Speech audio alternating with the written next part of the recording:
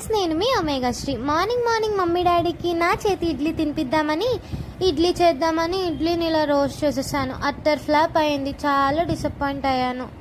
వర్షంలో బీచ్కి వెళ్ళి కూల్ క్లైమేట్ని, చలిని బాగా ఎంజాయ్ చేశాను. క్లైమేట్ అయితే చాలా బాగుంది. కొన్ని పిక్స్ తీసుకుందాం అనుకున్నాను కానీ అవ్వలేదు. ఇంకా ఇంటికి రాగానే అమ్మ చికెన్ క్లీన్ చేసి ఇస్తే నేను మంచిగా కుక్ చేసా. బాగా వచ్చింది చికెన్ కర్రీ. మసాలాస్ అన్నీ మంచిగా సరిపోయాయి.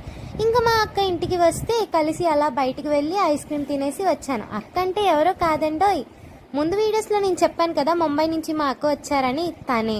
ఇంకా తనతో కొంచెం రీల్స్ చేసి టైం స్పెండ్ చేశాను. ఎడిటింగ్ అయిపోయాక వర్క్ చేద్దామని కూర్చుంటే మా చార్లీ వచ్చి అమాయకంగా ఫేస్ పెట్టాడు. ఎందుకు అనుకుంటే ఫుడ్ పెట్టమని. ఇంకా వర్క్స్ అయ్యాక ఫుడ్ పెడదాం అనుకుంటే అస్సలు ఒప్పుకోలేదు. రాయనివ్వకుండా చూడండి హ్యాండ్ ఎలా పెట్టాడో పేపర్స్ పైన.